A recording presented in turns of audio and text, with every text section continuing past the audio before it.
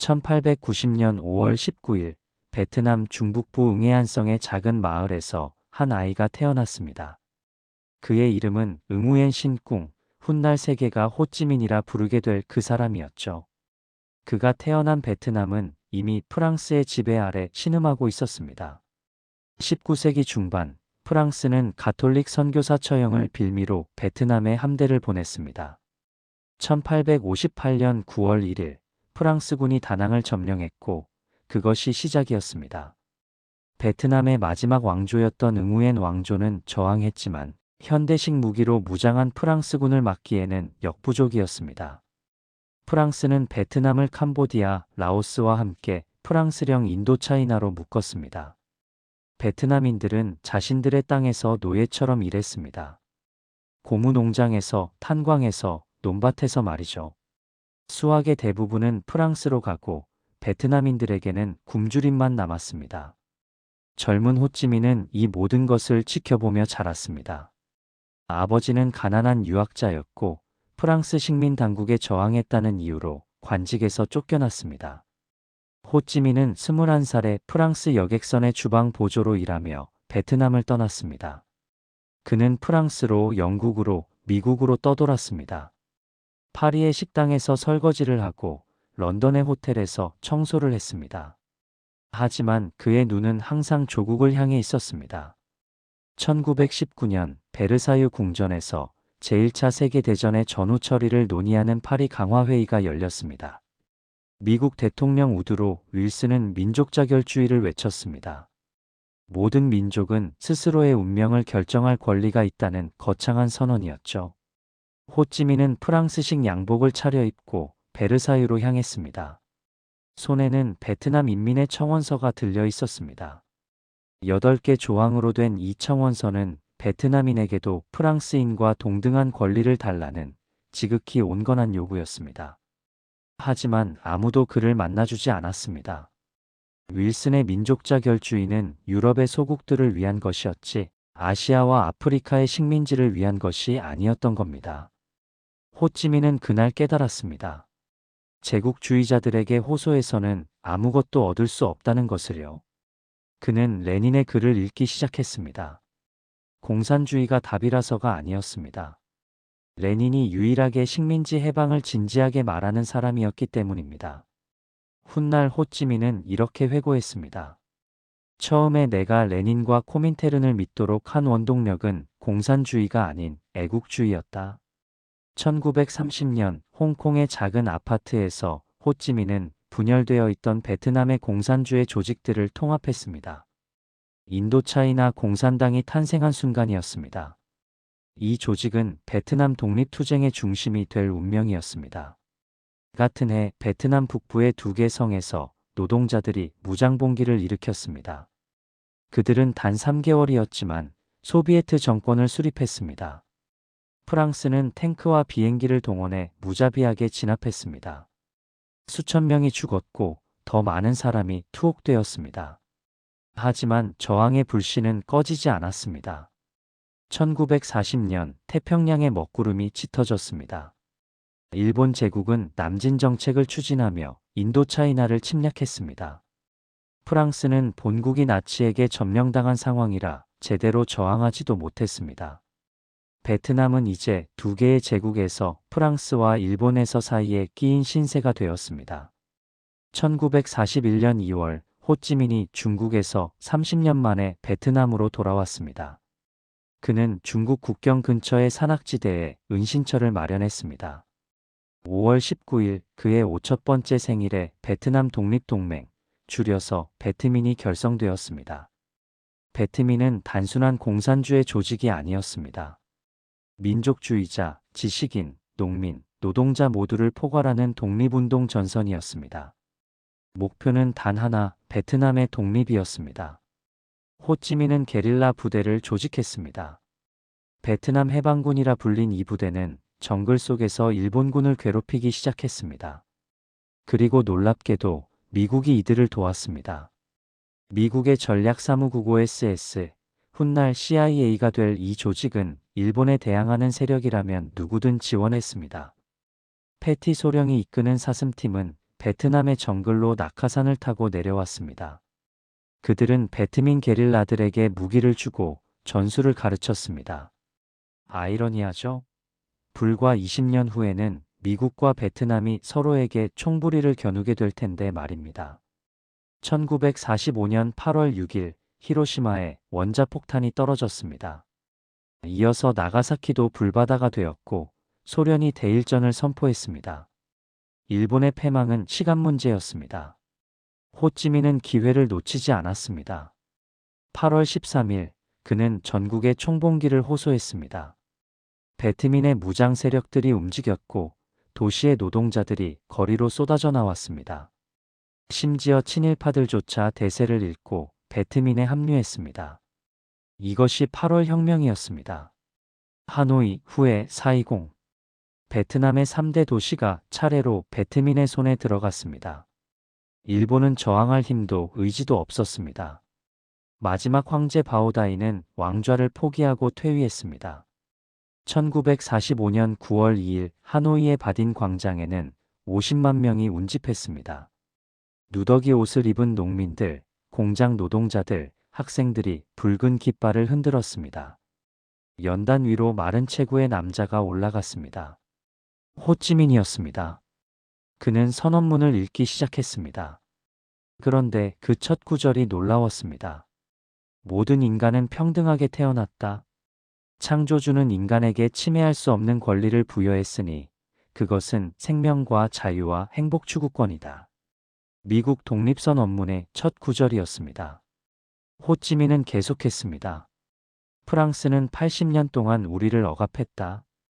그들은 우리의 자유를 빼앗았고 우리의 땅을 약탈했으며 우리의 인민을 죽였다. 우리는 더 이상 그들의 지배를 받지 않을 것이다. 베트남 민주공화국의 독립을 선언한다. 광장이 환호성으로 들끓었습니다. 베트남은 자유로웠습니다. 적어도 그날만큼은요.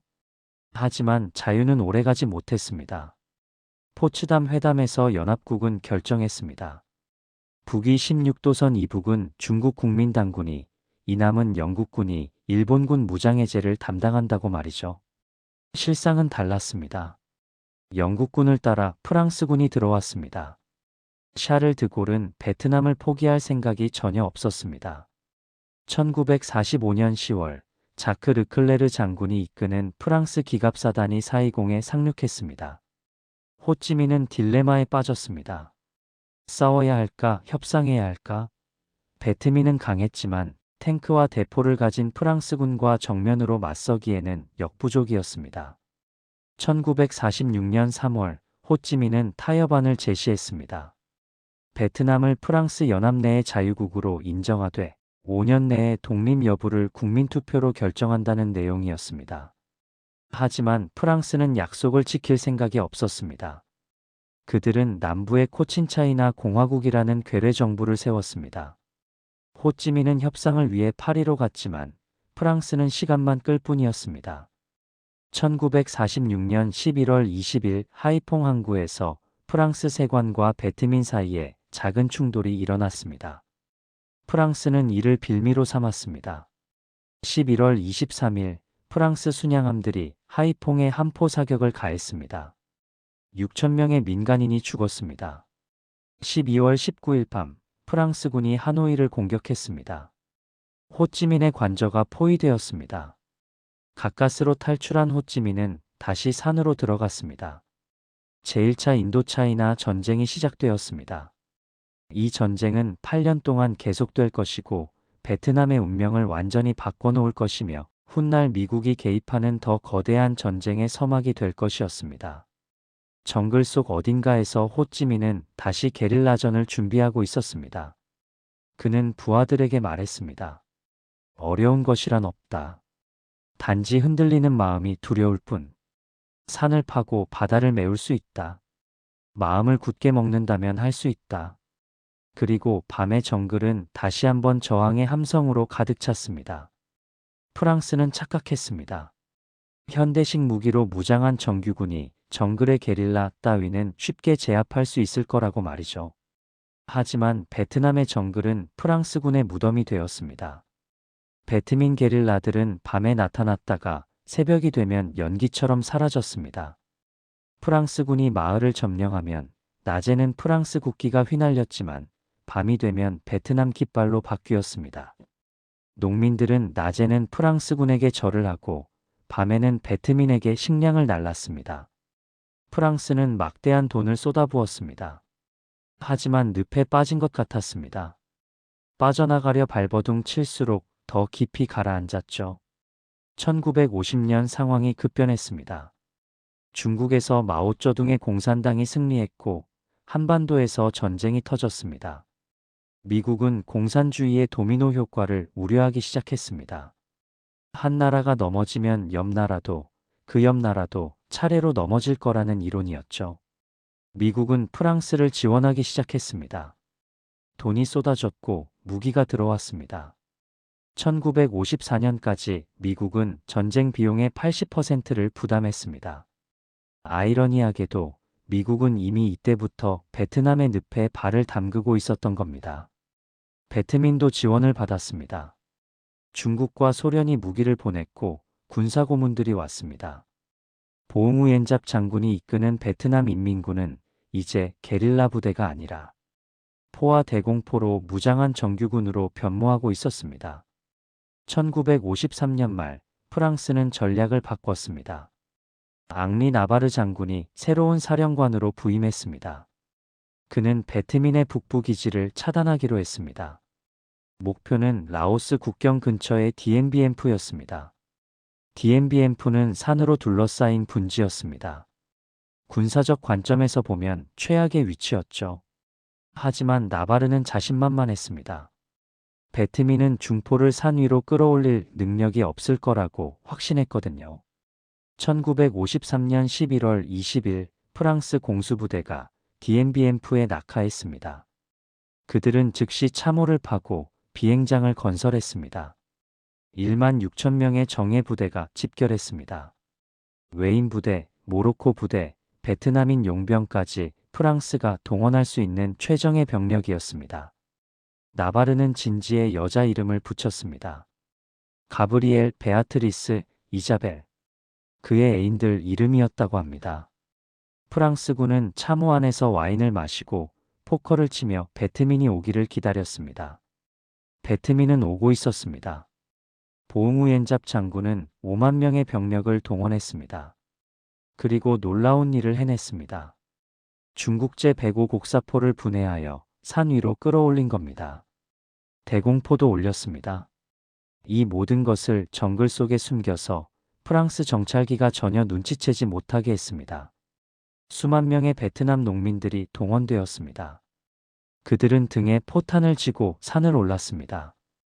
비가 오나 눈이 오나 멈추지 않았습니다. 밤낮으로 자전거에 쌀을 싣고 정글길을 달렸습니다. 한 자전거에 200kg의 쌀을 실을 수 있었습니다. 호찌민은 전국에 호소했습니다. 모든 것을 전선으로. 농민들은 마지막 한 줌의 쌀까지 바쳤습니다. 이것이 인민전쟁이었습니다. 단순히 군대의 싸움이 아니라 전 국민이 참여하는 전쟁 말이죠. 1954년 3월 13일 오후 5시 지옥의 문이 열렸습니다. 갑자기 사방의 산에서 포탄이 비처럼 쏟아졌습니다. 프랑스군 진지가 연기와 불길에 휩싸였습니다. 베아트리스 고지가 가장 먼저 공격받았습니다. 밤새도록 포격이 계속되었고 다음 날 새벽 베아트리스는 함락되었습니다. 나바르는 믿을 수 없었습니다. 베트민이 어떻게 저렇게 많은 포를 숨겨놨단 말입니까? 프랑스 포병대장 피르트 대령은 절망했습니다. 그는 참호 안에서 수류탄을 폭발시켜 자살했습니다. 가브리엘 고지도 무너졌습니다. 베트민은 참호를 파며 조금씩 진지에 접근했습니다. 프랑스군의 비행장이 포격을 받았습니다. 보급기가 착륙할 수 없게 되었습니다. 이제 공중 투하만이 유일한 보급 수단이었지만 베트민의 대공포가 그것마저 위협했습니다. 디엔비엠프는 고립무원이 되었습니다. 프랑스군은 필사적으로 버텼습니다. 외인 부대원들은 최후의 한 사람까지 싸우겠다고 맹세했습니다. 하지만 식량이 떨어지고 탄약이 바닥났으며 부상자는 늘어만 갔습니다. 야전병원은 신음하는 병사들로 가득 찼고 의약품도 모자랐습니다. 비가 내렸습니다. 참호에 물이 차올랐고 시신들이 진흙 속에 묻혔습니다. 악취가 진지를 뒤덮었습니다. 쥐들이 시신을 뜯어먹었습니다. 한 달이 넘도록 전투는 계속되었습니다. 배트민은 밤마다 조금씩 진지를 좁혀왔습니다. 프랑스군이 아침에 일어나 보면 배트민의 참호가 어제보다 10m 더 가까이 와 있었습니다. 파리에서는 긴급회의가 열렸습니다. 누군가 핵무기 사용을 제안했습니다. DMBM프를 포기할 수는 없다는 거였죠. 하지만 미국이 거부했습니다. 아이젠하워 대통령은 지상군 파병도 핵무기 지원도 하지 않겠다고 선언했습니다. DMBM프는 버림받았습니다. 5월 6일 배트민의 최후 공격이 시작되었습니다. 수천 명의 병사가 앞으로 를 외치며 돌격했습니다.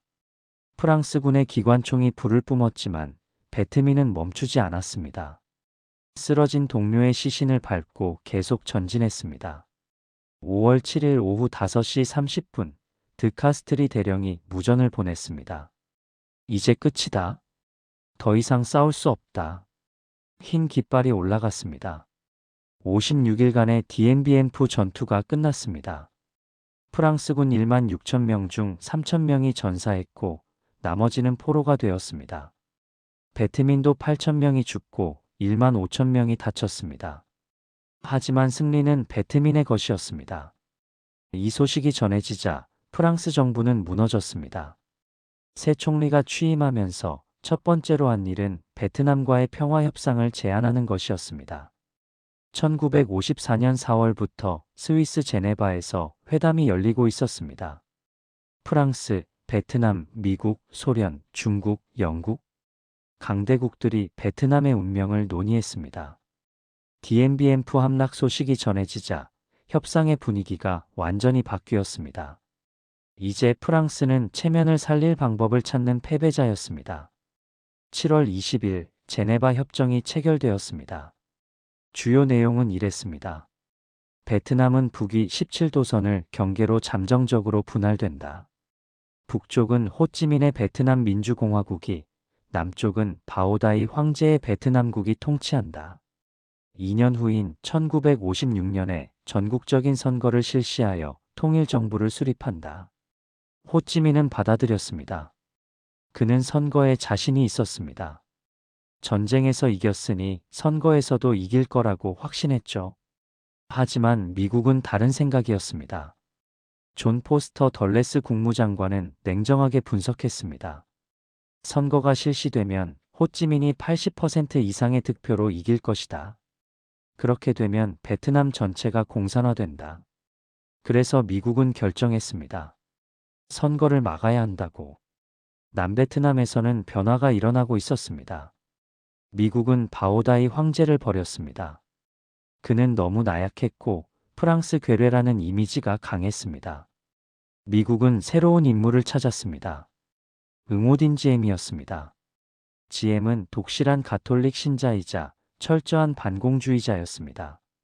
프랑스 식민 시절 잠시 관료로 일했다가 프랑스에 저항했다는 이유로 사임했습니다. 그 후 미국으로 망명하여 가톨릭 단체들과 인맥을 쌓았습니다. 1954년 미국은 지엠을 남베트남의 총리로 앉혔습니다. 1955년 10월 조작된 국민투표를 통해 지엠은 바오다이를 몰아내고 대통령이 되었습니다. 투표율 98%, 찬성 98%라는 우스운 결과였습니다. 응오딘 지엠은 베트남 공화국을 선포했습니다. 그리고 1956년 통일선거를 거부했습니다. 제네바 협정? 자신은 서명하지 않았으니 지킬 의무가 없다는 게 그의 논리였습니다. 미국은 이를 전폭 지원했습니다. 호찌민은 배신감을 느꼈습니다. 전쟁에서 이겼는데 승리의 열매를 빼앗긴 기분이었습니다. 하지만 그는 참았습니다. 아직 때가 아니라고 판단했죠. 남쪽에 남아있던 베트민 세력들은 지엠 정권의 탄압을 받았습니다. 수만 명이 체포되고 처형되었습니다. GM은 공산주의자뿐만 아니라 자신에게 반대하는 모든 세력을 제거했습니다. 불교도들도 비판적인 지식인들도 모두 적이었습니다. GM은 가족들을 요직에 앉혔습니다. 동생 응오딘누는 비밀경찰수장이 되었고 또 다른 동생 응오딘카는 중부지역 통치자가 되었습니다. 동생의 부인 마담 누는 사실상의 영부인 행세를 하며 호화로운 생활을 즐겼습니다. 부패가 만연했습니다. 미국의 원조는 GM의 친족들 주머니로 들어갔습니다. 농민들은 여전히 가난했고 많은 사람이 굶주렸습니다.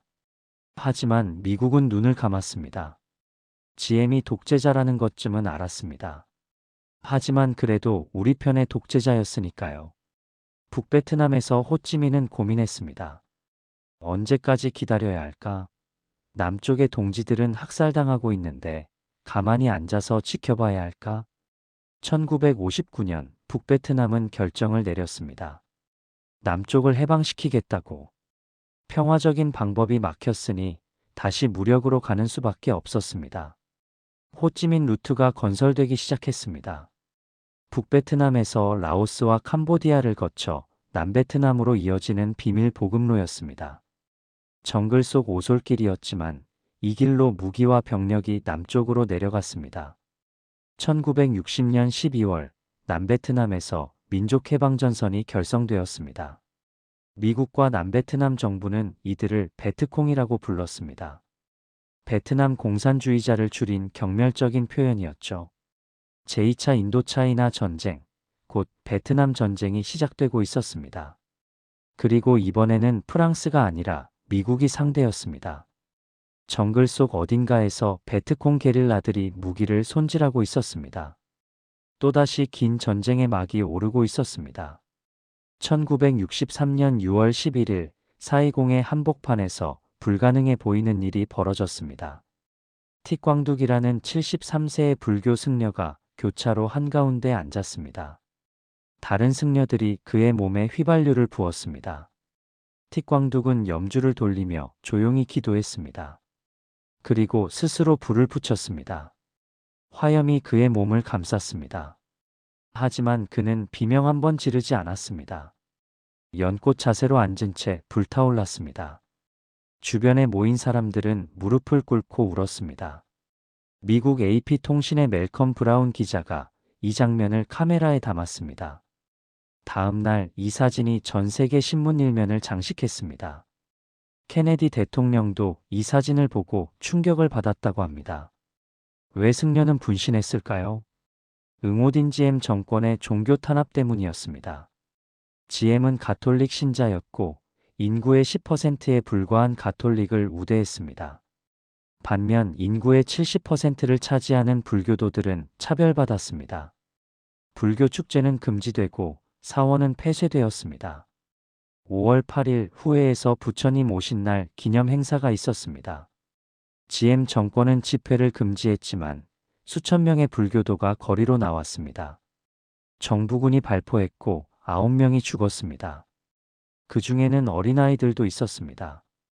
정부는 책임을 베트콩에게 전가했습니다.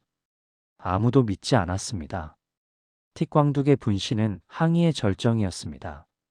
그 후 몇 달 동안 5명의 승려가 더 분신했습니다. GM의 동생 부인인 마담 누는 어떻게 반응했을까요? 그녀는 기자들에게 이렇게 말했습니다. 승려들의 바비큐 쇼라니. 정말 재미있지 않나요? 다음에는 누가 분신할까요? 내기를 걸어볼까요? 이 발언이 보도되자 전 세계가 경악했습니다. 미국 내에서도 여론이 악화되었습니다. 케네디 정부는 고민에 빠졌습니다. GM이 자산이 아니라 부담이 되고 있었습니다. CIA는 남베트남 장군들과 접촉하기 시작했습니다. 쿠데타를 은근히 부추긴 겁니다. 공식적으로는 지지하지도 반대하지도 않는다는 애매한 입장이었지만 장군들은 메시지를 이해했습니다. 미국이 방조할 것이라고 말이죠. 1963년 11월 1일 응우엔 반티에우 장군과 지엉반민 장군이 쿠데타를 일으켰습니다. 대통령궁이 포위되었습니다. GM과 그의 동생 응오딘누는 비밀 통로를 통해 탈출했습니다. 그들은 중국인 상인의 집에 숨었습니다. 다음 날 새벽 GM은 장군들에게 전화를 걸어 항복하겠다고 했습니다. 장군들은 차를 보내 그들을 데려왔습니다. 아니, 데려오는 척했습니다. 장갑차 안에서 GM과 누는 총에 맞아 죽었습니다. 그들의 시신은 칼로 난도질되어 있었습니다. 케네디는 이 소식을 듣고 창백해졌다고 합니다. 제거를 원했지 살해를 원한 건 아니었으니까요. 하지만 이미 늦었습니다. 역사의 아이러니는 여기서 끝나지 않습니다. 3주 후 케네디 자신이 댈러스에서 암살당했습니다. 부통령 린든 존슨이 대통령이 되었습니다. 텍사스 출신의 거구 정치인인 존슨은 케네디와는 완전히 다른 스타일이었습니다. 그는 위대한 사회를 건설하겠다는 국내 개혁 의지가 강했습니다. 하지만 베트남이 그의 발목을 잡기 시작했습니다. 남베트남은 혼란에 빠졌습니다. 쿠데타 이후 또 쿠데타가 일어났습니다. 1년 만에 7번이나 정부가 바뀌었습니다. 군부가 싸우는 동안 베트콩은 농촌을 장악해 갔습니다. 미국의 군사고문단은 계속 늘어났습니다. 케네디 시절 900명이었던 것이 1만 6천 명으로 늘었습니다. 하지만 고문단으로는 부족했습니다. 남베트남군은 전투 의지가 약했고 지휘관들은 무능했습니다. 존슨은 직접 개입을 원하지 않았습니다. 하지만 베트남을 잃을 수도 없었습니다. 나는 중국의 옷을 입은 호찌민을 상대하기 싫다고 그는 말했습니다.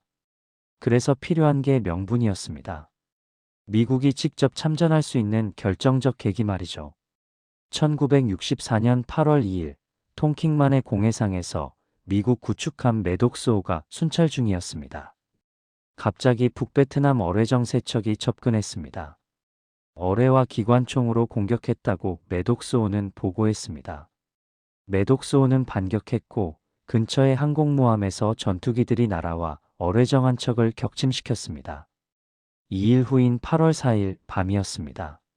매독스호와 터너 조이호가 다시 공격받았다고 보고했습니다. 레이더에 어뢰정들이 나타났다고 했습니다. 어뢰의 항적도 보였다고 했습니다. 존슨은 격분했습니다. 공해상에서 미국 군함을 공격하다니. 이건 전쟁 행위입니다. 8월 5일 존슨은 전국 방송을 통해 발표했습니다. 북베트남의 비열한 공격에 대해 단호히 대응하겠다고. 미 공군기들이 북베트남의 어뢰정 기지와 석유 시설을 폭격했습니다. 8월 7일 의회는 통킹만 결의안을 통과시켰습니다.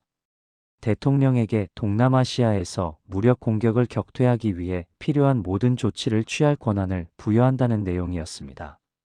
사실상 선전포고 없는 전쟁 권한이었죠. 하원은 만장일치, 상원은 88대 2로 통과되었습니다. 반대표를 던진 2명의 상원의원 중 1명은 웨인 모스였습니다. 그는 외쳤습니다. 이 결의안은 미국을 아시아 전쟁의 수렁으로 끌고 갈 것입니다. 아무도 그의 말을 듣지 않았습니다. 하지만 진실은 달랐습니다. 8월 4일의 두 번째 공격은 없었습니다. 레이더의 오작동이었습니다. 거친 바다의 파도를 어뢰정으로 착각한 겁니다. 매독스호의 함장도 나중에 불확실하다고 보고했습니다. 로버트 맥나마라 국방장관은 이를 알고 있었습니다. 하지만 그는 확실하지 않은 증거들만 모아서 존슨에게 보고했습니다. 존슨도 의심했지만 명분이 필요했습니다. 2005년 기밀 해제된 국가안보국 NSA 문서가 이를 확인해 주었습니다. 8월 4일의 공격은 없었다고 명확히 기록되어 있었습니다. 통킹만 사건은 조작이었습니다. 하지만 1964년 당시 미국 국민은 몰랐습니다. 그들은 북베트남이 먼저 도발했다고 믿었습니다. 여론은 존슨을 지지했습니다. 1964년 11월 존슨은 대통령 선거에서 압승했습니다. 상대는 베리 골드워터, 극우 공화당 후보였습니다. 골드워터는 북베트남에 핵폭탄을 써야 한다고 주장했습니다. 존슨은 자신을 평화의 후보로 포장했습니다. 아시아 소년들을 전쟁에 보내지 않겠다고 약속했습니다. 하지만 선거가 끝나자마자 존슨은 태도를 바꿨습니다. 1965년 2월 7일 베트콩이 플레이쿠의 미군 기지를 공격하여 미군 8명이 죽었습니다.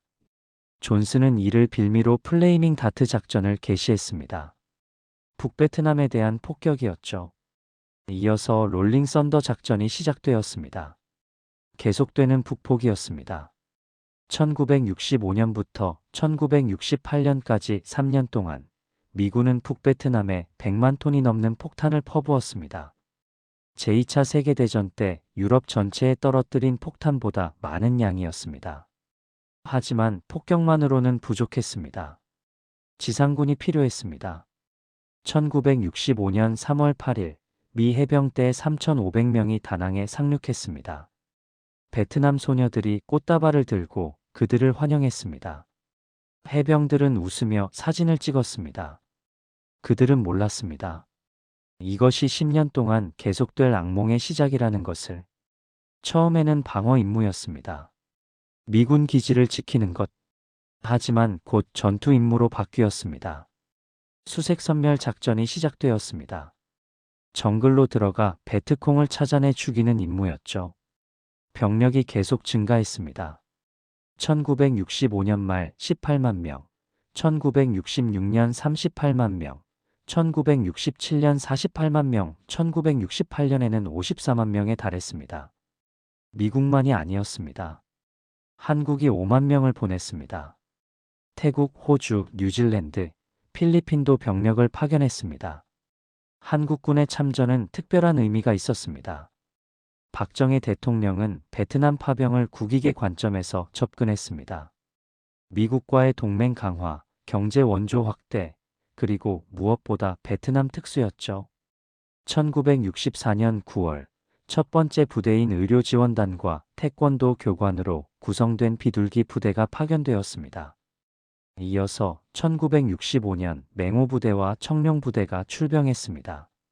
1966년에는 백마부대까지 파병되었습니다. 한국군은 강했습니다. 625 전쟁을 겪은 그들은 전투 경험이 풍부했고 규율이 엄격했습니다. 베트콩도 한국군과의 전투는 피하려 했다고 합니다. 하지만 민간인 학살 논란도 있었습니다. 폭리폭넛 학살, 하미 마을 학살. 이 문제는 수십 년이 지난 지금도 한국과 베트남 사이의 아픈 기억으로 남아 있습니다. 웨스트모어랜드 장군이 주베트남 미군 사령관으로 부임했습니다. 그는 자신만만했습니다. 1년이면 충분하다고 그는 말했습니다. 그의 전략은 단순했습니다. 화력으로 압도하고 베트콩을 소탕하고 사상자 수로 승리를 측정한다. 바디 카운트라고 불린 전략이었죠. 얼마나 많은 적을 죽였는가가 성과의 척도였습니다. 그래서 매일 발표되었습니다. 오늘 베트콩 200명 사살, 아군 피해 미미. 숫자는 계속 올라갔습니다. 웨스트모어랜드는 승리가 가까워지고 있다고 보고했습니다. 하지만 베트콩은 줄어들지 않았습니다. 오히려 늘어나는 것 같았습니다. 왜일까요? 호찌민 루트 때문이었습니다. 라오스와 캄보디아를 거쳐 남쪽으로 이어지는 이 보급로는 미군의 폭격에도 끊어지지 않았습니다. 폭격으로 파괴되면 하룻밤새 다시 복구되었습니다. 수만 명의 베트남 청년들이 이 길로 남쪽으로 내려갔습니다. 베트콩의 전술은 교묘했습니다. 정면 대결을 피하고 치고 빠지는 게릴라전을 구사했습니다. 낮에는 농민, 밤에는 전사였습니다. 마을 사람들 중 누가 베트콩인지 구별할 수 없었습니다. 미군은 좌절했습니다. 적은 어디에나 있고 어디에도 없었습니다. 정글은 적의 편이었습니다. 부비트랩이 도처에 깔려 있었습니다. 대나무에 독을 바른 창이 함정에 숨겨져 있었습니다. 젊은 미군 병사들이 하나둘씩 죽어갔습니다. 한 해병은 이렇게 회고했습니다. 우리는 어떤 마을을 점령했다. 깃발을 꽂고 승리를 선언했다. 그리고 떠났다. 다음 날 베트콩이 다시 그 마을을 차지했다. 우리는 다시 공격했다. 또 점령했고 또 떠났다. 같은 일이 반복되었다. 도대체 우리는 무엇을 위해 싸우고 있는가? 1967년 11월 웨스트모어랜드는 워싱턴으로 불려갔습니다. 의회에서 연설했고 기자회견을 했습니다. 그는 자신 있게 말했습니다. 우리는 이기고 있습니다. 터널 끝에 빛이 보입니다. 미국 국민들은 안심했습니다. 하지만 불과 2달 후 그 빛은 다가오는 열차의 헤드라이트였다는 것이 밝혀질 것입니다. 1968년 1월 베트남에 설날이 다가오고 있었습니다. 베트남어로 떼시라 부르는 구정은 베트남인들에게 가장 중요한 명절이었습니다. 가족이 모이고 조상에게 제사를 지내고 새해의 행운을 빌었습니다. 전통적으로 구정에는 전투가 멈췄습니다. 양측 모두 일주일간의 휴전을 선언했습니다. 남베트남군의 절반이 휴가를 나갔습니다. 미군들도 긴장을 풀었습니다. 420의 바와 클럽은 군복을 입은 미군들로 가득했습니다. 하지만 북베트남과 베트콩에게 구정은 기회였습니다. 몇 달 전부터 계획은 진행되고 있었습니다. 8만 명의 병력이 조금씩 남베트남의 도시들로 스며들었습니다. 무기는 쌀가마니 속에, 관 속에, 채소술의 아래에 숨겨져 들어왔습니다. 보응우엔잡 장군은 이 작전의 모든 것을 걸었습니다. 목표는 단순했지만 야심찼습니다. 남베트남 전역의 주요 도시를 동시에 공격하여 남베트남 정부를 무너뜨리고 민중 봉기를 유도한다. 하지만 진짜 목표는 따로 있었습니다. 미국의 여론을 바꾸는 것이었죠. 1월 21일 북베트남군이 캐산 기지를 공격하기 시작했습니다. 북부 비무장지대 근처의 이 기지에는 6,000명의 미 해병이 주둔하고 있었습니다. 웨스트모어랜드는 이것이 주공격이라고 판단했습니다. 그는 캐산을 DMBM프처럼 만들지 않겠다고 다짐했습니다. 미군은 캐산 방어에 집중했습니다. B-52 폭격기가 주변을 융단 폭격했습니다. 병력이 북부로 이동했습니다. 바로 그것이 함정이었습니다. 1월 30일 새벽 폭죽이 터졌습니다. 구정을 축하하는 불꽃놀이인 줄 알았습니다. 하지만 그것은 신호탄이었습니다. 남베트남 전역 100개 이상의 도시에서 동시에 공격이 시작되었습니다. 33개 성도 수도 420, 예수도 후에 어디든 전장이 되었습니다. 420, 1월 31일 새벽 2시 45분 베트콩 특공대 19명이 미국 대사관 담장을 폭파했습니다. RPG로 정문을 날려버렸습니다. 그들은 대사관 안으로 진입했습니다. 미국의 상징, 불가침의 영토라 여겨지던 곳이었습니다. 대사관 경비대는 5명의 해병과 몇 명의 남베트남 경찰이 전부였습니다. 그들은 필사적으로 저항했습니다. 총격전이 6시간 동안 계속되었습니다. 새벽 9시 미군 증원 부대가 도착했습니다. 베트콩 특공대는 모두 사살되었습니다. 대사관은 탈환되었습니다. 하지만 AP통신의 사진기자들이 모든 것을 찍고 있었습니다. 대사관 잔디밭에 널린 베트콩의 시신들, RPG로 부서진 대사관 벽 헬멧을 쓴 채 M16을 든 해병들. 이 사진들은 몇 시간 만에 미국의 저녁 뉴스에 나왔습니다. 미국 국민들은 충격을 받았습니다. 웨스트모어랜드가 우리는 이기고 있다고 했는데 베트콩이 미국 대사관을 공격했단 말입니까? 대통령궁도 공격받았습니다. 라디오 방송국도, 공군 기지도, 경찰서도 모두 전장이 되었습니다. 420 거리에서 총격전이 벌어졌습니다. 2월 1일 420 거리에서 또 하나의 충격적인 장면이 연출되었습니다. 응우예능 옥로한 경찰국장이 포로로 잡힌 베트콩 한 명을 신문하고 있었습니다. 이 베트콩은 남베트남 장교의 가족을 살해한 혐의를 받고 있었습니다. 로아는 물었습니다. 가족을 죽였느냐? 포로는 대답하지 않았습니다. 로아는 권총을 뽑아 포로의 머리에 겨눴습니다. 그리고 방아쇠를 당겼습니다. 포로는 그 자리에서 쓰러졌습니다. 피가 콘크리트 바닥에 퍼졌습니다. AP의 에디 애덤스 기자가 바로 그 순간을 포착했습니다. 그 사진 420 처형은 퓰리처상을 받았고 베트남 전쟁을 상징하는 이미지가 되었습니다. 나중에 로아는 이렇게 해명했습니다. 그는 살인자였다. 전쟁터에서 적을 죽이는 게 뭐가 나쁜가? 하지만 미국인들은 그렇게 보지 않았습니다.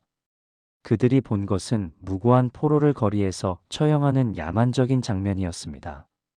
우리가 지원하는 정부가 이런 정부란 말인가? 후에에서는 더 격렬한 전투가 벌어졌습니다. 베트남의 예수도 후에는 역사적인 도시였습니다. 19세기에 지어진 황성이 있었고 베트남 문화의 중심지였습니다. 인구 14만의 평화로운 도시였죠. 1월 31일 새벽 북베트남 정규군 1만 명이 후에를 공격했습니다. 그들은 순식간에 도시를 점령했습니다. 황성 위에 북베트남 국기가 휘날렸습니다. 그들은 명단을 가지고 있었습니다. 남베트남 공무원, 경찰, 교사, 가톨릭 사제들의 명단이었습니다. 집집마다 들이닥쳐 사람들을 끌어냈습니다.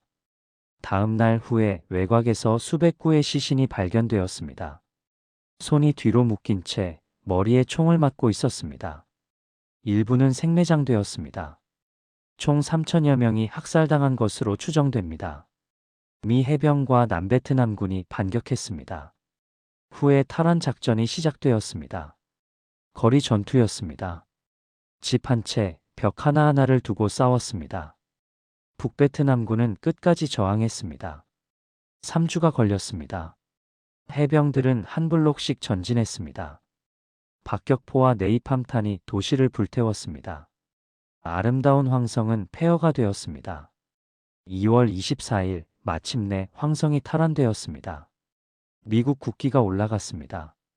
하지만 도시의 80%가 파괴되었습니다. 수만 명의 민간인이 죽었습니다. 해병 216명이 전사했습니다. 한 해병은 이렇게 말했습니다. 우리는 후에를 구하기 위해 후에를 파괴했다. 전국에서 비슷한 일들이 벌어졌습니다. 캐사는 77일 동안 포위되었습니다. 미군은 버텼고 결국 포위망을 뚫었습니다. 북베트남군은 막대한 피해를 입고 후퇴했습니다. 군사적으로 보면 구정대공세는 북베트남의 패배였습니다.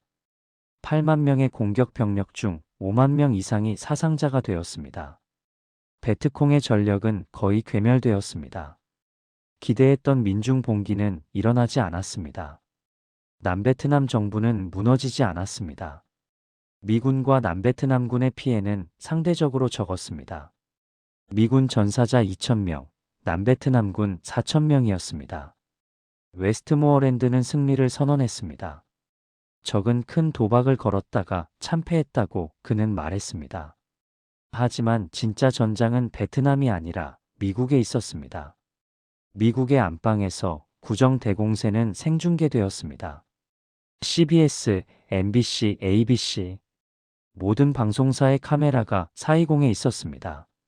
미국인들은 저녁 식사를 하면서 전쟁을 시청했습니다. 그들이 본 것은 참담한 광경이었습니다. 대사관 공격, 거리 처형, 불타는 도시들, 관에 담겨 돌아오는 미군들. 우리는 이기고 있다고 했는데 이게 이기는 모습입니까? 2월 27일 CBS의 앵커 월터 크론카이트가 특집 방송을 내보냈습니다. 크론카이트는 미국에서 가장 신뢰받는 뉴스 앵커였습니다. 크론카이트 아저씨라고 불릴 정도로 친근한 이미지였죠. 그는 베트남에서 돌아와 이렇게 말했습니다. 이 전쟁에서 승리는 불가능해 보입니다. 우리가 할 수 있는 최선은 협상을 통한 명예로운 철수입니다. 존슨 대통령은 백악관에서 이 방송을 봤습니다. 그는 측근에게 말했습니다. 크론카이트를 잃었다면 중도층을 잃은 것이다. 여론이 뒤집혔습니다. 1968년 1월까지만 해도 미국인의 61%가 전쟁을 지지했습니다. 3월이 되자 49%로 떨어졌습니다. 전쟁은 실수였다는 의견이 처음으로 과반을 넘었습니다. 대학가에서 반전 시위가 들끓었습니다. Hell no, we won't go. 절대 안 가. 우리는 가지 않는다. 젊은이들이 징집 영장을 불태웠습니다. 일부는 캐나다로 도망갔습니다. 3월 12일 뉴햄프셔 예비선거가 열렸습니다. 반전을 외치는 유진 맥카시 상원의원이 현직 대통령인 존슨에게 42%를 얻으며 놀라운 선전을 했습니다. 존슨은 겨우 49%를 얻었습니다.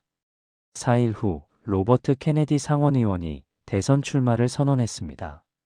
암살당한 케네디 대통령의 동생인 그는 카리스마가 있었고 반전 운동의 상징이었습니다. 존슨은 포위되었습니다. 베트남에서는 승리하지 못하고 국내에서는 공격받고 자기 당에서도 배신당했습니다. 웨스트모어랜드는 더 많은 병력을 요구했습니다. 20만 명을 더 보내달라고 했습니다. 존슨은 거부했습니다. 이미 54만 명이 있는데 더 보내서 뭐가 달라지겠습니까? 3월 31일 밤 존슨은 전국 방송을 했습니다. 그는 북베트남에 대한 폭격 중단을 발표했습니다. 평화 협상을 제안했습니다. 그리고 마지막에 폭탄 선언을 했습니다. 나는 다시 대통령 선거에 출마하지 않을 것입니다. 미국 전체가 충격에 빠졌습니다. 현직 대통령이 재선을 포기하다니. 구정대공세는 군사적으로는 패배했지만 전략적으로는 승리였습니다. 미국의 전쟁 의지를 꺾은 겁니다. 호찌민의 전략은 처음부터 그것이었습니다. 미군을 이길 수는 없지만 미국 국민을 지치게 할 수는 있다고. 1969년 9월 2일 호찌민이 죽었습니다. 79세였습니다. 심장병이었습니다. 그는 통일된 조국을 보지 못하고 세상을 떠났습니다. 하지만 전쟁은 계속되었습니다. 레주원, 똔뜩탕, 보응우엔작. 호찌민의 후계자들은 끝까지 싸우기로 결의했습니다. 그리고 미국에서는 새로운 대통령이 선출되었습니다. 리처드 닉슨이었습니다. 그는 법과 질서를 약속했고 명예로운 평화를 약속했습니다. 하지만 평화는 아직 멀었습니다. 전쟁은 앞으로 4년을 더 계속될 것이고 그 과정에서 더 많은 피가 흐를 것이었습니다.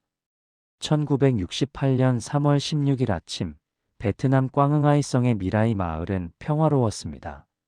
농민들이 아침 식사를 하고 있었고 아이들이 뛰어놀고 있었습니다. 300명이 조금 넘는 작은 마을이었죠. 오전 7시 30분 헬리콥터 소리가 들렸습니다. 미군이 왔습니다. 찰리 중대의 윌리엄 켈리 중위가 이끄는 120명의 병사들이었습니다. 그들은 긴장하고 있었습니다. 이 지역은 베트콩 근거지로 알려져 있었고 최근 찰리 중대도 부비트랩과 저격으로 병사들을 잃었습니다. 상부의 명령은 분명했습니다. 베트콩을 소탕하라. 마을을 불태워라. 하지만 미라이에는 베트콩이 없었습니다.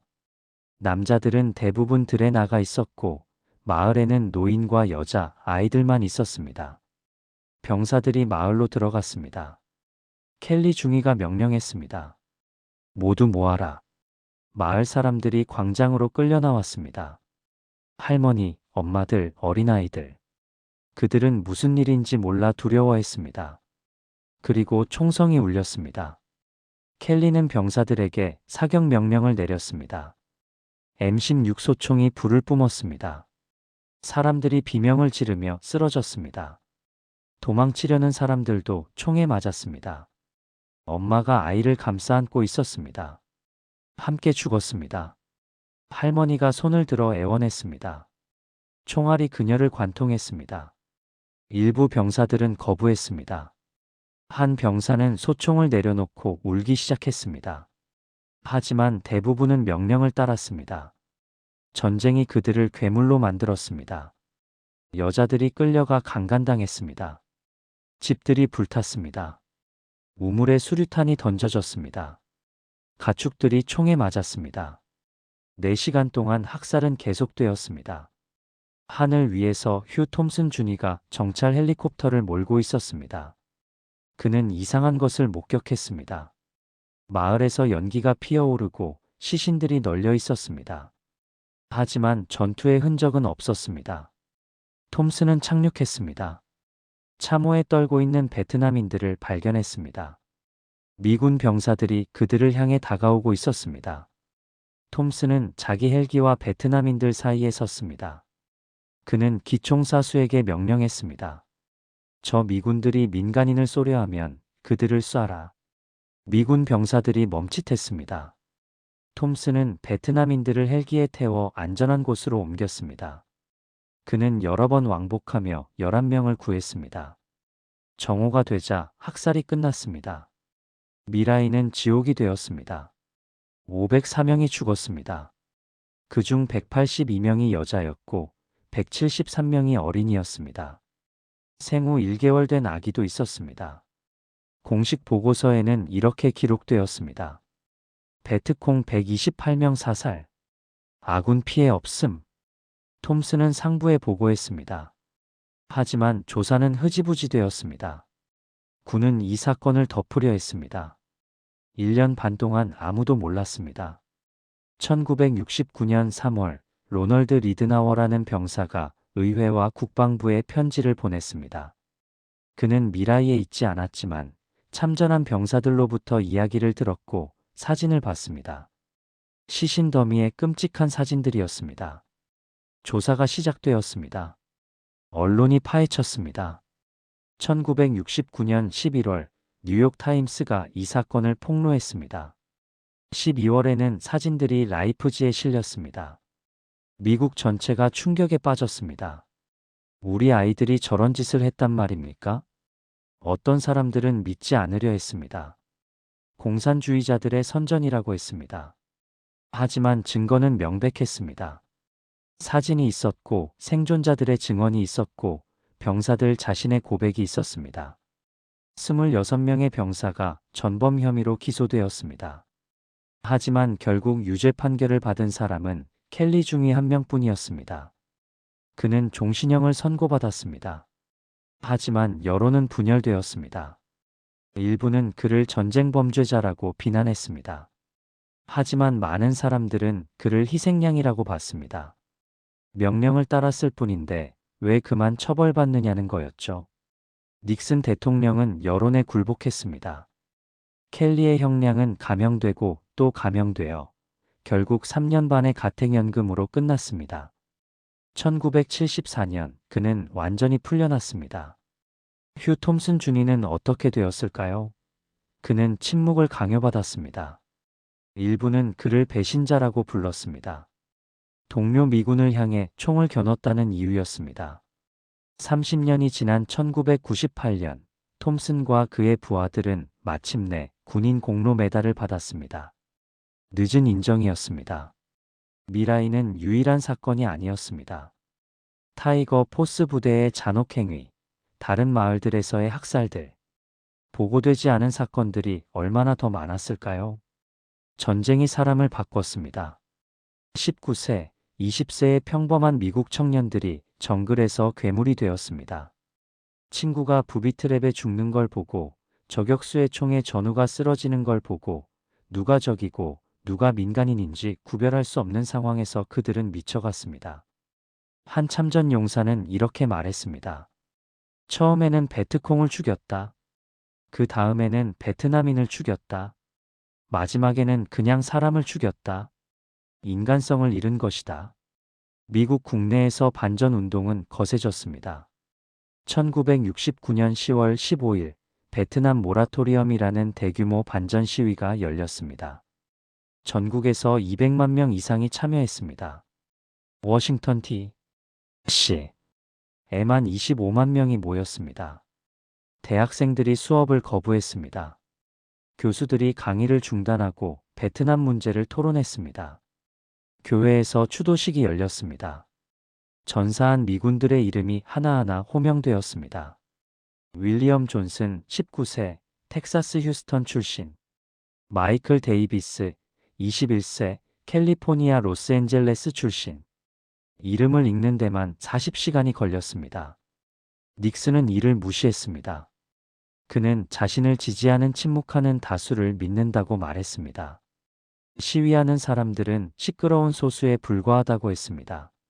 하지만 시위는 멈추지 않았습니다. 아니, 더 격렬해졌습니다. 1970년 4월 30일 닉슨은 충격적인 발표를 했습니다. 미군이 캄보디아를 침공한다는 것이었습니다. 호찌민 루트를 차단하기 위해서라고 했습니다. 전쟁이 확대되는 것입니다. 철수를 약속했는데 오히려 확전이라니. 대학들이 폭발했습니다. 전국 400개 이상의 대학에서 파업이 일어났습니다. 학생들이 ROTC 건물을 불태웠습니다. 캠퍼스가 전장이 되었습니다. 5월 4일 오하이오 주 켄트 주립대학에서 비극이 일어났습니다. 학생들이 캠퍼스에서 반전 시위를 하고 있었습니다. 주방위군이 출동했습니다. 긴장이 고조되었습니다. 갑자기 방위군이 발포했습니다. 13초 동안 67발의 총알이 쏟아졌습니다. 4명의 학생이 죽었습니다. 9명이 다쳤습니다. 죽은 학생 중 2명은 단지 수업 가는 길에 지나가던 학생들이었습니다. 시위에 참여하지도 않았습니다. 사진 한 장이 또 역사를 바꿨습니다. 14세 소녀 메리앤 베치오가 죽은 학생 옆에서 울부짖는 사진이었습니다. 이 사진은 퓰리처상을 받았고 반전 운동의 상징이 되었습니다. 미국의 대학들이 문을 닫았습니다. 450개 대학에서 400만 명의 학생이 파업에 참여했습니다. 이것은 더 이상 급진 좌파만의 운동이 아니었습니다. 중산층 가정의 평범한 학생들이 거리로 나왔습니다. 부모들도 바뀌었습니다. 처음에는 우리 정부를 믿어야 한다고 생각했던 사람들이 이제는 우리 아이들이 옳다고 말하기 시작했습니다. 베트남 참전 용사들도 반전 운동에 가담했습니다. 그들은 전쟁의 참상을 직접 목격한 사람들이었습니다. 1971년 4월 베트남 반전 참전 용사회가 워싱턴에서 시위를 벌였습니다. 수백 명의 퇴역 군인들이 휠체어를 타고 목발을 짚고 의사당 앞으로 왔습니다. 그들은 자신들이 받은 훈장들을 의사당 계단에 던졌습니다. 훈장, 메달, 리본. 그것들이 쏟아졌습니다. 이것은 거짓을 위한 훈장이다. 우리는 침략자였다. 용서해 주십시오, 베트남. 존 캐리라는 젊은 해군 장교가 상원 청문회에서 증언했습니다. 그는 나중에 국무장관이 될 사람이었지만 그때는 28세의 반전 운동가였습니다. 어떻게 누군가에게 실수를 위해 죽으라고 요구할 수 있습니까? 어떻게 베트남 전쟁에서 마지막으로 죽는 사람이 되라고 요구할 수 있습니까? 그의 연설은 역사에 남았습니다. 닉슨은 압박을 받았습니다. 하지만 그는 굴복하지 않았습니다. 대신 그는 다른 전략을 택했습니다. 베트남 화브 EIETNAMIGATION이었습니다. 개념은 간단했습니다. 전쟁은 베트남인들이 하게 하고 미국은 뒤에서 지원만 한다. 미군을 철수시키되 남베트남군을 훈련하고 무장시킨다. 1969년 여름부터 철수가 시작되었습니다. 처음에는 2만 5천 명, 그 다음에는 더 많이. 매달 병력이 줄었습니다. 미국인들은 환영했습니다. 마침내 우리 아들들이 돌아오고 있다. 하지만 남베트남에서는 공포가 퍼졌습니다. 미군이 떠나면 우리는 어떻게 되는가? 북베트남을 막을 수 있을까? 남베트남군은 100만 명이 넘었습니다. 숫자로는 충분했죠. 하지만 사기가 낮았고 부패가 심했으며 지휘관들은 무능했습니다. 1971년 2월 남베트남군이 라오스로 진격했습니다. 호찌민 루트를 차단한다는 작전이었습니다. 미군 고문들과 공군의 지원을 받았습니다. 참패했습니다. 북베트남군이 매복하고 있었습니다. 남베트남군은 패닉에 빠졌습니다. 질서 있는 철수가 아니라 도망이었습니다. 병사들이 헬리콥터에 매달려 탈출하려다 추락했습니다. 이것이 베트남화의 결과였습니다. 미국이 떠나면 남베트남은 무너질 것입니다. 누구나 알 수 있었습니다. 하지만 닉슨에게는 선택의 여지가 없었습니다. 미국 국민들은 전쟁을 원하지 않았습니다. 1972년 대선이 다가오고 있었습니다.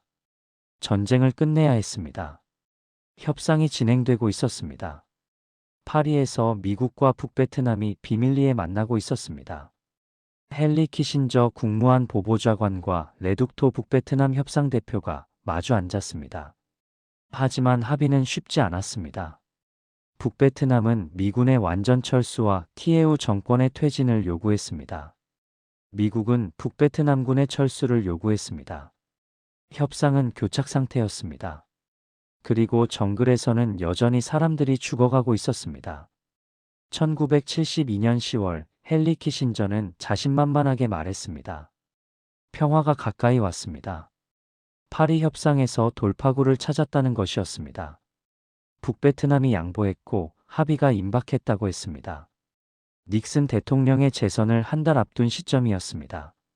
하지만 남베트남의 티에우 대통령은 분노했습니다. 이것은 배신이다.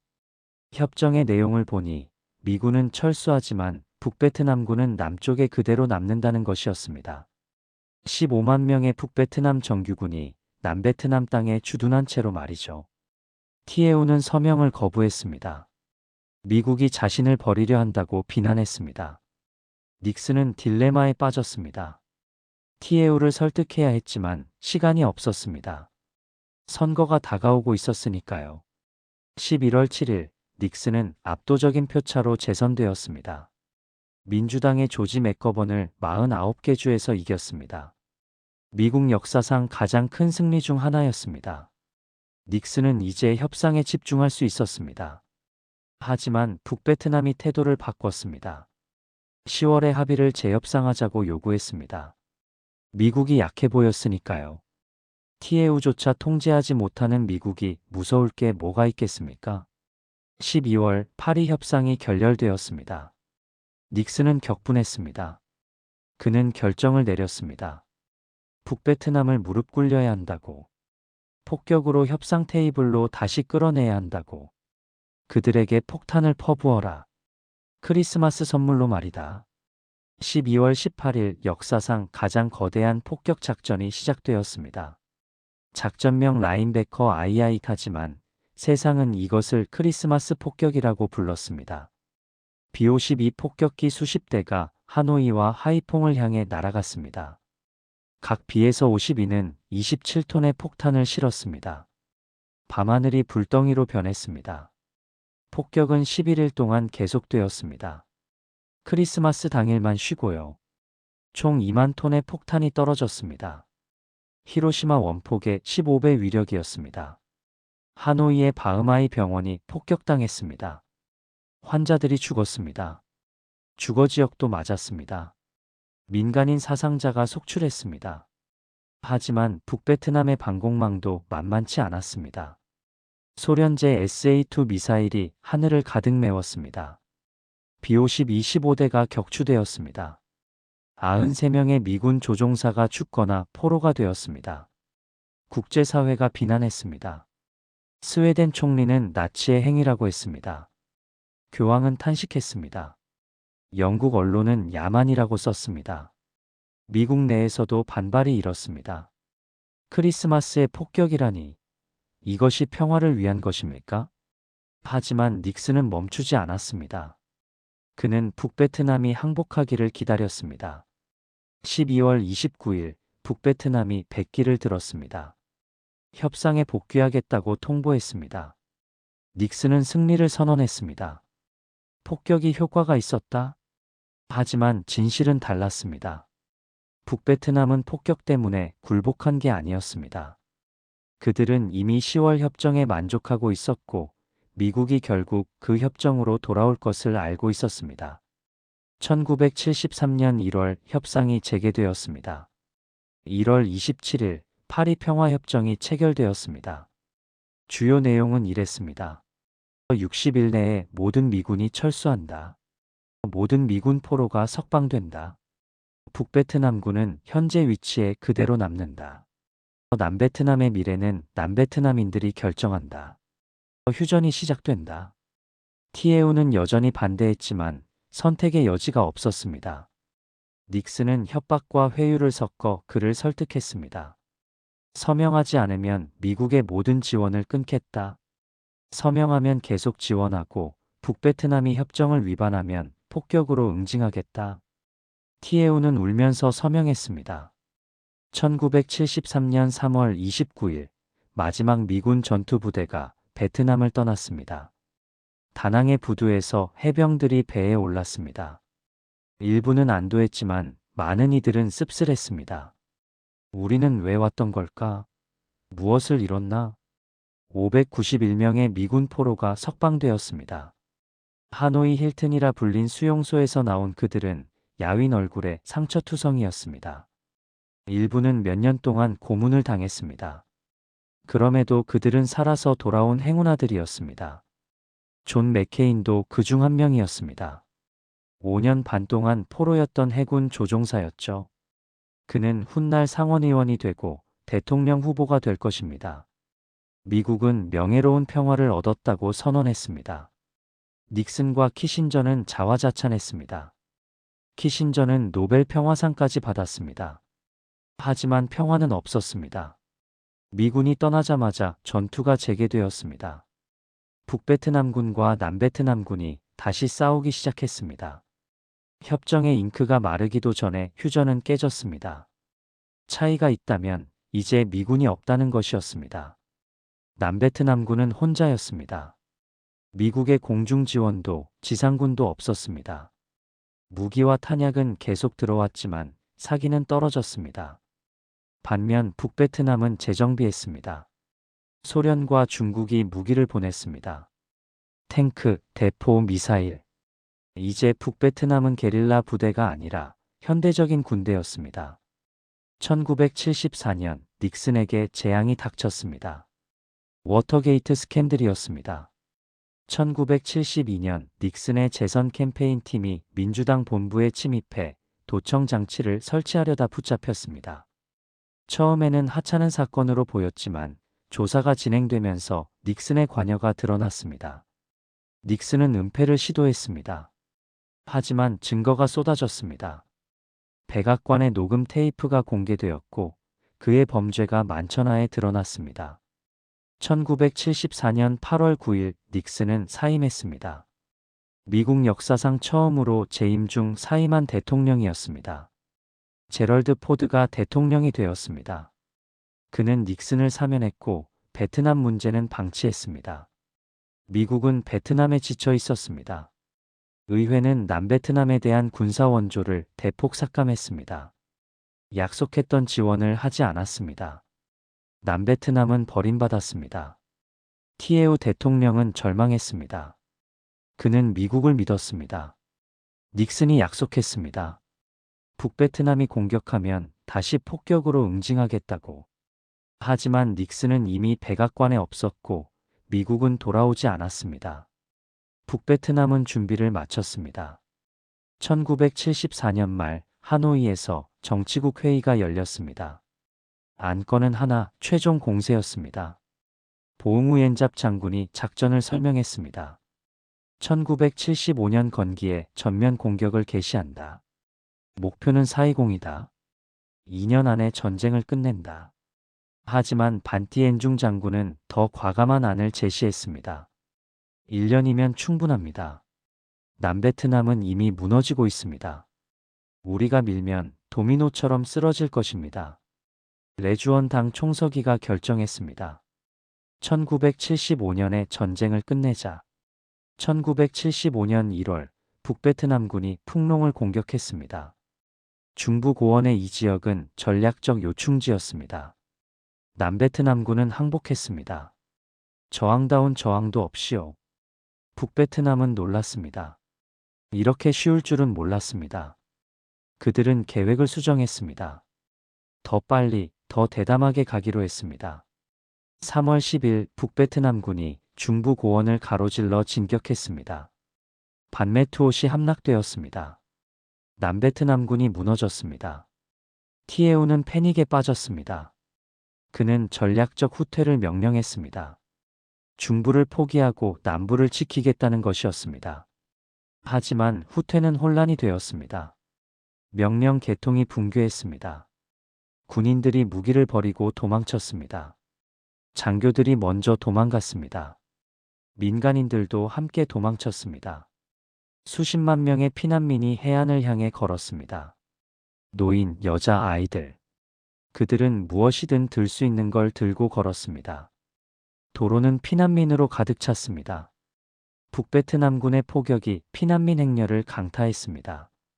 수천 명이 죽었습니다. 3월 25일 후해가 함락되었습니다. 17년 전 구정 대공세 때 한 달이 걸렸던 그 후회가 하루 만에 무너졌습니다. 3월 29일 다낭이 함락되었습니다. 남베트남 제2의 도시였던 다낭은 공황 상태였습니다. 군인들이 민간인을 밀치고 배에 올라타려 했습니다. 헬리콥터가 사람들을 태우기도 전에 이륙했습니다. 사람들이 추락했습니다. 한 달 만에 남베트남의 중부와 북부 전체가 함락되었습니다. 남은 건 사이공 주변뿐이었습니다. 세계는 놀라서 지켜봤습니다. 믿을 수 없는 속도였습니다. 2년이 걸릴 줄 알았던 전쟁이 한 달 만에 끝나고 있었습니다. 포드 대통령은 의회에 긴급 원조를 요청했습니다. 7억 달러를 보내달라고 했습니다. 남베트남을 구할 마지막 기회라고 호소했습니다. 의회는 거부했습니다. 하원의 한 의원이 말했습니다. 충분하다. 우리는 이미 너무 많이 줬다. 돈도 무기도 목숨도. 이제 그만해야 한다. 남베트남은 혼자였습니다. 완전히 절대적으로 혼자였습니다. 4월 중순 북베트남군이 사이공을 향해 진격하기 시작했습니다. 18개 사단 13만 명의 병력이 수도를 포위했습니다.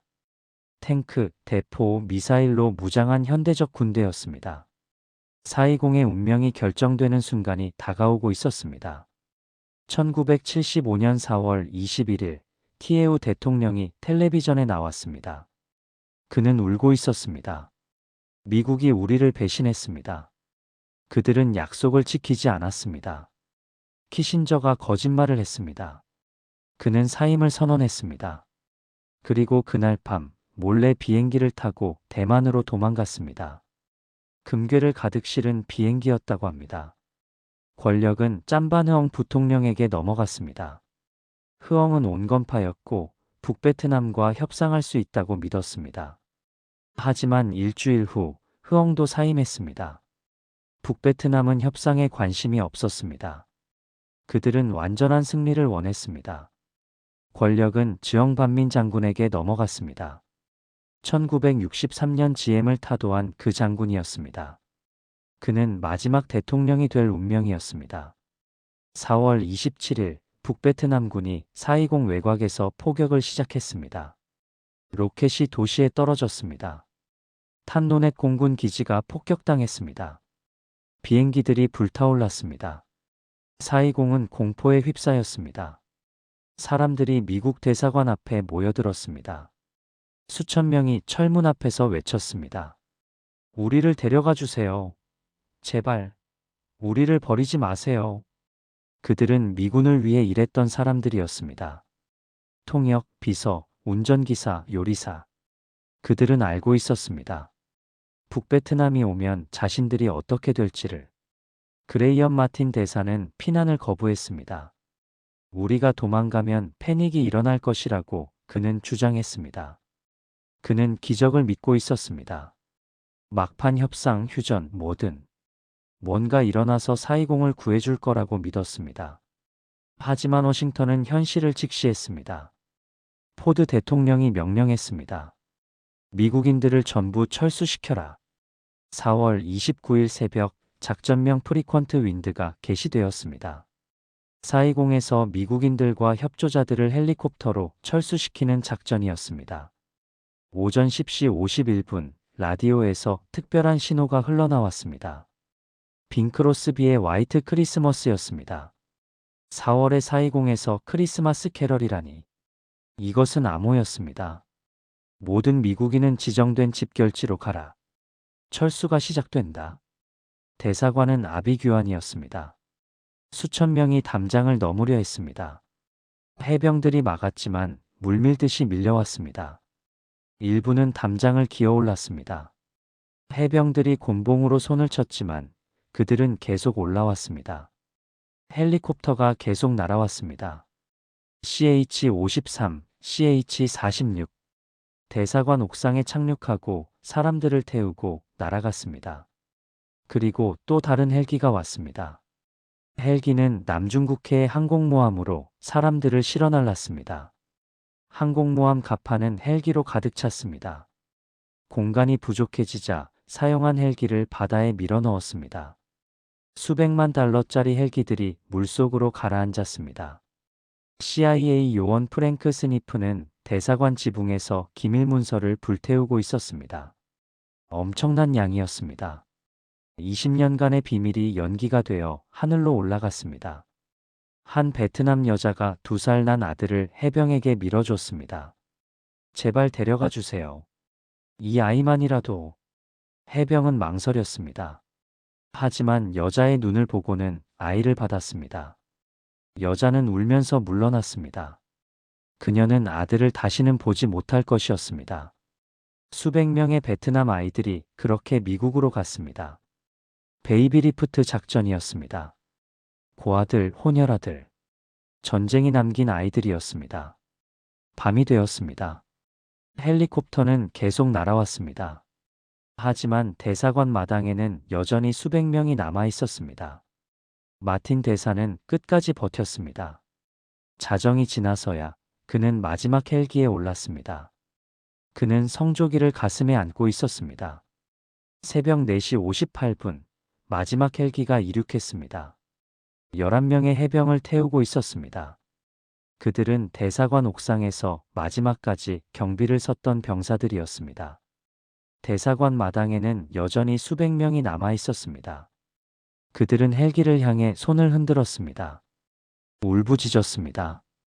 돌아와요. 제발, 우리를 데려가세요. 하지만 헬기는 돌아오지 않았습니다. 19시간 동안 70대의 헬기가 1373명의 미국인과 5595명의 베트남인을 철수시켰습니다. 하지만 훨씬 더 많은 사람들이 남겨졌습니다. 같은 시각 420 항구에서는 보트피플의 탈출이 시작되고 있었습니다. 어떤 배든 어떤 보트든 탈 수 있는 건 다 탔습니다. 어선, 요트, 심지어 목선까지 수만 명이 바다로 향했습니다. 어디로 가는지도 모른 채 그저 북베트남군에게서 멀어지기 위해 노를 저었습니다. 4월 30일 새벽 북베트남군의 탱크 부대가 420 외곽에 도착했습니다. 저항은 거의 없었습니다. 남베트남군은 무기를 버리고 군복을 벗었습니다. 오전 10시 24분 지영 반민 대통령이 라디오 방송을 했습니다. 나는 평화를 위해 권력을 이양한다. 모든 남베트남 군인은 무기를 내려놓으라. 집에 가서 가족과 함께하라. 그의 목소리는 떨리고 있었습니다. 정오 무렵 북베트남군의 T-54 탱크가 대통령궁 철문을 부수고 진입했습니다. 탱크 843번이었습니다. 이 탱크는 나중에 박물관에 전시될 것입니다. 북베트남 병사가 궁전 발코니에 올라가 깃발을 꽂았습니다. 빨간 바탕에 노란 별 베트남 민주공화국의 국기였습니다. 지영 반민은 궁전 안에서 기다리고 있었습니다. 북베트남 장교가 들어왔습니다. 지영 반민이 말했습니다. 당신들이 오기를 기다리고 있었소? 권력을 이양하겠소? 북베트남 장교는 차갑게 대답했습니다. 당신에게는 이양할 권력이 없소. 당신은 이미 모든 것을 잃었소. 420이 함락되었습니다. 거리에서 환호가 터졌습니다. 일부 420 시민들이 거리로 나와 북베트남군을 환영했습니다. 빨간 깃발을 흔들고 꽃을 던졌습니다. 하지만 더 많은 사람들은 집 안에 숨어 있었습니다. 문을 걸어 잠그고 창문을 닫고 숨을 죽였습니다. 무슨 일이 일어날지 두려웠습니다. 북베트남 병사들은 놀라워했습니다. 420은 그들이 상상했던 것보다 훨씬 풍요로웠습니다. 높은 건물, 포장된 도로, 상점들. 북쪽의 하노이와는 너무 달랐습니다. 한 병사는 이렇게 회고했습니다. 우리는 420을 해방시키러 왔다고 믿었다. 하지만 420은 우리보다 훨씬 잘 살고 있었다. 도대체 무엇으로부터의 해방이란 말인가? 그날 저녁 하노이에서 대대적인 축하 행사가 열렸습니다. 호찌민 광장에는 수십만 명이 모였습니다. 레주원 당 총서기가 연설했습니다. 동지들, 우리는 승리했습니다. 30년의 투쟁이 끝났습니다. 베트남은 통일되었습니다. 사람들은 울었습니다. 기쁨의 눈물이었습니다. 얼마나 많은 희생이 있었습니까? 얼마나 많은 사람이 죽었습니까? 북베트남군과 베트콩 110만 명이 전사했습니다. 남베트남군 25만 명이 죽었습니다. 민간인 200만 명이 희생되었습니다. 미군 5만 8천 명이 전사했고 30만 명이 부상당했습니다. 한국군 5천 명이 죽었습니다. 총 300만 명 이상이 이 전쟁으로 목숨을 잃었습니다. 미국에서 포드 대통령이 성명을 발표했습니다. 베트남 전쟁이 끝났습니다. 이제 이 장을 닫고 앞으로 나아갈 때입니다. 하지만 미국인들에게 베트남은 악몽이었습니다. 처음으로 진 전쟁이었습니다. 자신감의 상실이었습니다. 정부에 대한 신뢰의 붕괴였습니다. 베트남 신드롬이라는 말이 생겼습니다. 해외 군사 개입에 대한 두려움과 회의였습니다. 수십 년 동안 미국 외교 정책에 그림자를 드리울 것이었습니다. 참전 용사들은 영웅 대접을 받지 못했습니다. 오히려 침을 뱉는 사람들도 있었습니다. 아기 살인자.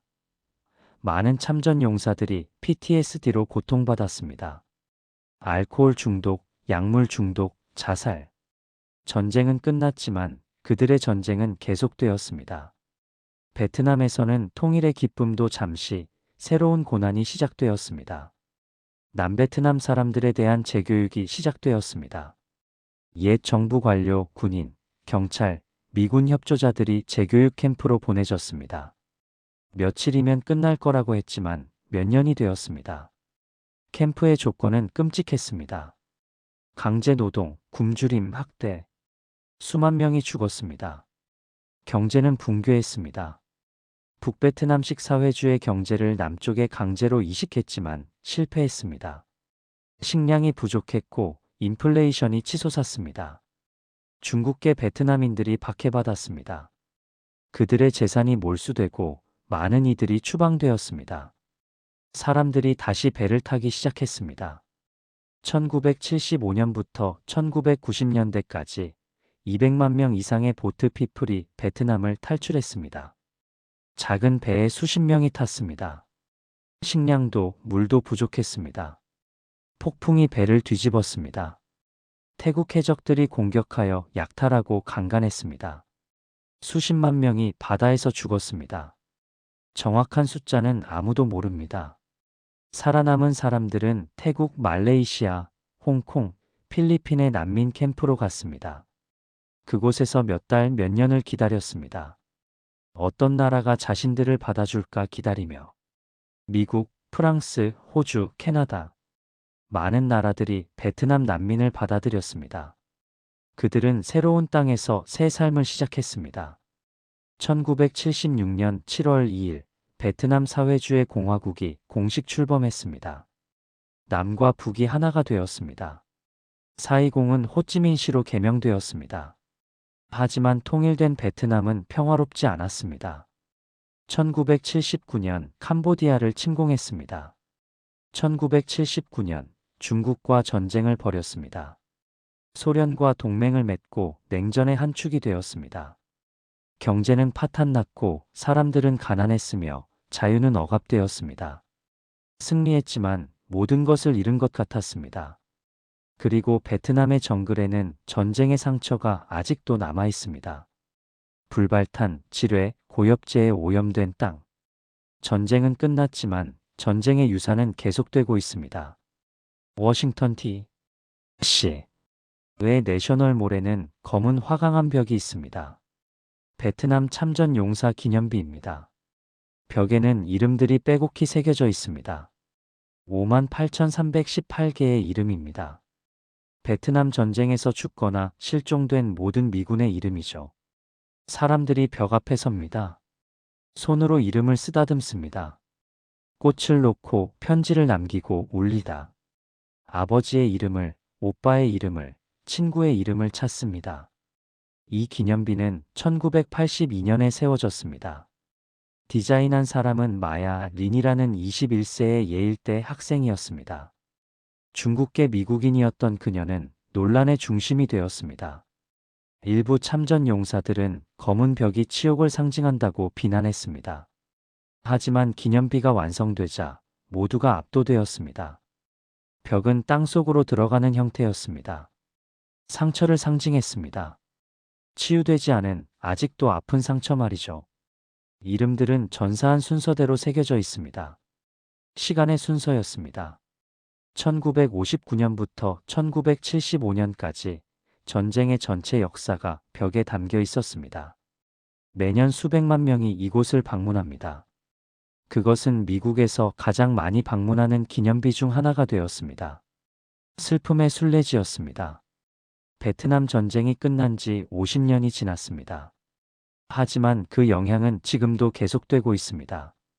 미국에 미친 영향은 엄청났습니다. 정치적으로 베트남은 미국인들에게 정부 불신을 심어주었습니다. 통킹만 사건의 거짓말, 웨스트모어랜드의 낙관적 보고서, 펜타곤 페이퍼스의 폭로, 정부가 국민을 속였다는 것이 분명해졌습니다. 워터게이트 스캔들은 이 불신을 확증했습니다. 1970년대는 미국 역사에서 가장 냉소적인 시대가 되었습니다. 군사적으로 베트남 신드롬이 생겼습니다. 미국은 해외 군사 개입을 두려워하게 되었습니다. 또 다른 베트남이 되지 않을까 항상 걱정했습니다. 1991년 걸프전에서 승리한 후 조지 H.W. 부시 대통령이 말했습니다. 드디어 우리는 베트남 신드롬을 극복했다. 하지만 과연 그럴까요? 2001년 아프가니스탄 침공, 2003년 이라크 전쟁. 미국은 다시 수렁에 빠졌습니다. 적을 과소평가하고 현지 상황을 오판하고 출구 전략 없이 전쟁을 시작했습니다. 베트남의 교훈을 잊은 것처럼 보였습니다. 2021년 아프가니스탄 철수는 1975년 4.20 철수와 무섭도록 닮아 있었습니다. 카불 공항의 혼란, 헬리콥터로 도망치는 사람들, 버려진 협조자들. 역사는 반복되었습니다. 사회적으로 베트남은 미국 사회를 분열시켰습니다. 세대 간 격차가 벌어졌습니다. 젊은이들은 기성세대를 위선자라고 비난했고 기성세대는 젊은이들을 반역자라고 불렀습니다. 이 분열은 지금도 계속됩니다. 미국의 문화전쟁의 뿌리 중 하나가 베트남 전쟁입니다. 참전 용사들의 고통은 특히 깊었습니다. 그들은 영웅으로 환영받지 못했습니다. 제2차 세계대전 참전 용사들은 퍼레이드를 받았습니다. 하지만 베트남 참전 용사들은 공항에서 욕을 먹었습니다. 많은 이들이 PTSD로 고통받았습니다. 악몽, 플래시백, 불안, 우울증. 정부는 처음에 이를 인정하지 않았습니다. 정신이 나약한 것이라고 했습니다. 1980년대가 되어서야 PTSD가 공식적으로 인정되었습니다. 치료 프로그램이 시작되었습니다. 하지만 이미 너무 늦었습니다. 수만 명이 자살했습니다. 귀환 후 자살한 참전 용사의 수가 전쟁 중 전사자보다 많다는 통계도 있습니다. 고엽제의 피해도 심각했습니다. 미군은 정글을 고사시키기 위해 에이전트 오렌지라는 제초제를 뿌렸습니다. 1962년부터 1971년까지 7천만 리터 이상이 살포되었습니다. 하지만 에이전트 오렌지에는 다이옥신이 들어 있었습니다. 강력한 발암물질이었죠. 수십만 명의 미군과 베트남인이 노출되었습니다. 그들은 암, 당뇨병, 파킨슨병에 걸렸습니다. 더 끔찍한 것은 2세, 3세에게 미치는 영향이었습니다. 기형아 출산율이 급증했습니다. 베트남에는 지금도 수만 명의 고엽제 피해자가 있습니다. 에이전트 오렌지 빌리지라 불리는 시설에는 심각한 장애를 가진 아이들이 있습니다. 전쟁이 끝난 지 50년이 지났는데도 말이죠. 미국 정부는 오랫동안 책임을 부인했습니다. 2000년대가 되어서야 일부 보상이 시작되었습니다. 하지만 베트남 피해자들에게는 보상하지 않았습니다. 한국도 베트남 전쟁의 그림자에서 자유롭지 못합니다. 경제적으로는 베트남 특수가 있었습니다. 파병 대가로 받은 달러, 건설 프로젝트 수주, 파병 장병들의 송금. 이것들이 1960에서 70년대 한국 경제 발전에 기여한 것은 사실입니다. 현대, 한진, 대우 같은 재벌들이 베트남에서 성장했습니다. 베트남이 없었다면 한강의 기적도 없었을 것이라는 말도 있습니다. 하지만 어두운 그림자도 있습니다. 한국군의 민간인 학살 문제입니다. 폭리폭럿 학살, 하미 마을 학살, 고다이 학살. 여러 사건들이 보고되었습니다. 한국 정부는 오랫동안 이를 부인했습니다. 전투 중 불가피한 희생이라고 했습니다. 하지만 생존자들의 증언과 조사 결과는 명백했습니다. 2000년대 들어 시민단체들이 진상규명을 요구했습니다. 일부 참전용사들도 고백했습니다. 우리가 저지른 일을 인정하고 사과해야 한다고. 2022년 한국 법원은 처음으로 베트남 민간인 학살에 대해 국가 책임을 인정했습니다. 하지만 정부 차원의 공식 사과는 아직 없습니다. 한국과 베트남 사이에는 이 문제가 여전히 껄끄럽게 남아 있습니다.